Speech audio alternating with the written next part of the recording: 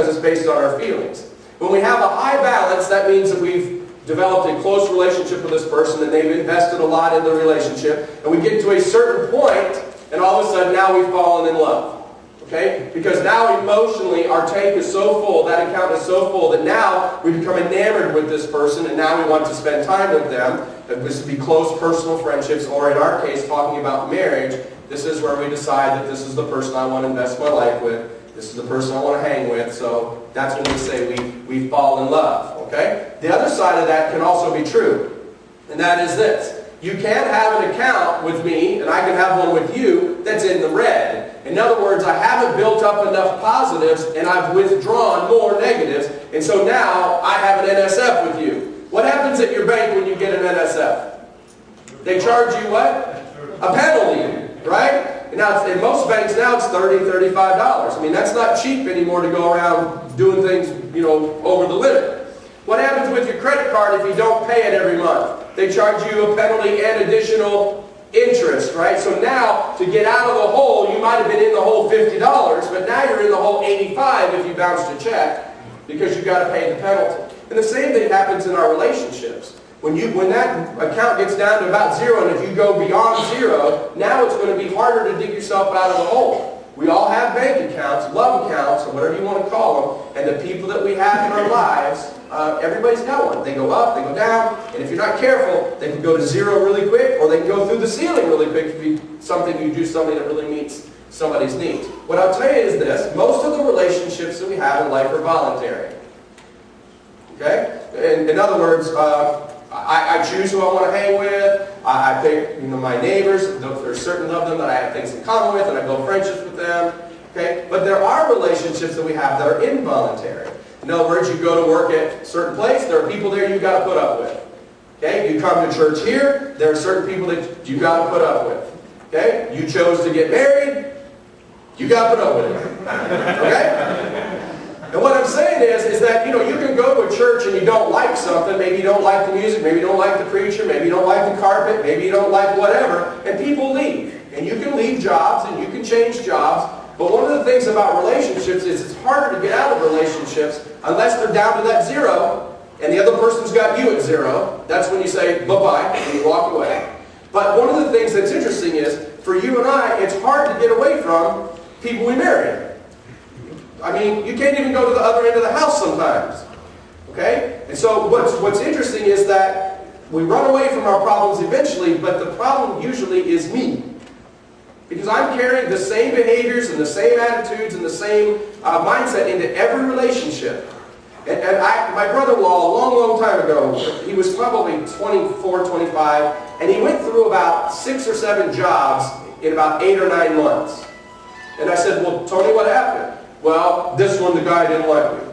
This one the guy said that I couldn't be trusted. This one said this. This one said that. This one said this. And I said, dude, 8 people can't be wrong. There's only one common denominator in every one of those situations, and it's you. And the same thing happens for you and I. Is that when we bounce from relationship to relationship, probably there's some measure of this that really is us. We keep finding a way to say, well, it was that guy, it was this girl, it was that mother-in-law, it was these kids, it was this. No. At some measure, the only common denominator in every one of those messes is me. Okay? And so it's okay to admit you're a mess. At least it is here. Okay? And at some point, we all are a mess. So if we're the closest to this person, and their love account goes up and down the most, it would make sense that that's the person that I'm probably going to hate too. Because love and hate aren't opposites on a spectrum. You know that, right? Love is a circle. Love is up here, and hate is right next to it. What's down here is indifference. I don't care. Don't care at all. That's the opposite of love. Hate and love are very close to each other. And so that's why we make a big deposit positive over here. Now we're happy. We make a quick deposit. Whoop, we're right over here. So now we're acting as if we hate this person. It's not like this. Love and hate aren't opposites. The opposite of love is indifference. I don't care about you. Wouldn't care if you fell off the face of the earth. That's the opposite of love. Okay? Love and hate is a circle. It's not a line. And so when we have this person that brings us great joy, they're also the one who can bring us the most pain. Okay? And maybe I'm the only one who's lived this. Okay? But 26 years, I can tell you, The lady brings me a lot of joy. She brings me a lot of pain. I bring her a lot of joy occasionally, and I cause her a lot of pain. That's life. But that's life. But the goal is to figure out how am I going to deal with the ups and downs of the relationship, because every relationship goes up and down. Romantic love is a great motivator. It'll make a teenage boy shave those 3 whiskers and put cologne on. You know what I'm talking about? Make him take a shower. Can I get an amen from somebody? You know what I'm talking about? It's where all of a sudden this kid that's living in your house, he's getting up early and he's combing his hair. Like, what's up? Nothing. Dad, you got some cologne somewhere? You're going to school, dude. Yeah, I know.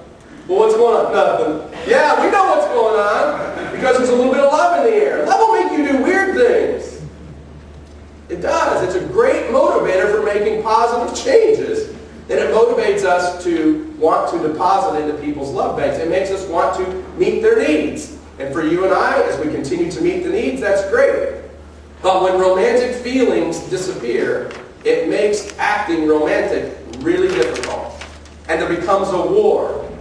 You're expecting me to act romantic toward you, loving, caring, tender, but I'm not feeling it. And if I don't feel it, it's going to be really hard to meet your needs. Because there's this battle. I want to, but I can't. There's something. And so what happens is you start to avoid each other. You start to avoid intimate situations where there could be conversation, where it's just the 2 of you, where all of a sudden, you know, God forbid the cable go out, and you have to talk.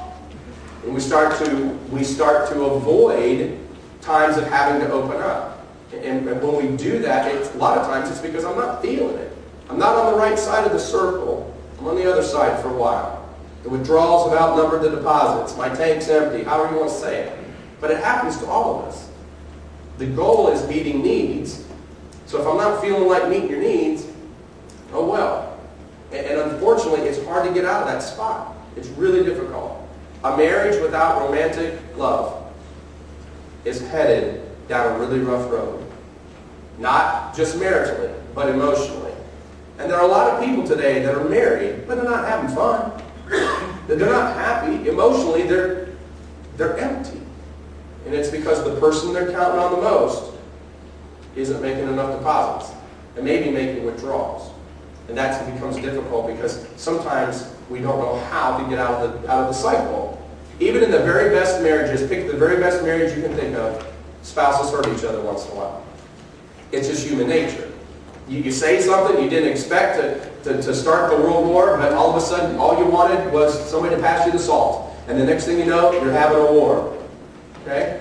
And it happens. The best spouses in the world hurt each other once in a while. And you know what? In some regards, that's expected. And in some regards, it's even okay. But if it's an accident, not if it's intentional. We talked about this last week. Then all of a sudden, if I go from criticism to contempt was the part of the process that was meant to win. It's to knock you out. It's to prove to you that I'm the biggest and the baddest. Now all of a sudden, that's on purpose. And when accidents happen, what do you teach your children to do? You need to go apologize. You need to go say, I'm sorry. Well, why didn't that work for big people? I'm serious. Come on. An apology is, I'm sorry I messed up. I'll do my best not to do that again. But what happens sometimes in my life, anyway, is that I'm not really sorry. I'm really not. I did it on purpose. You know? And I'm sorry, but I wanted to win. And it hurt you. And I guess I'm sorry you're hurt. Okay, maybe I'm the only one that's ever thought those ways, but I doubt it. I highly doubt it. An apology can quickly help a mistake be overlooked.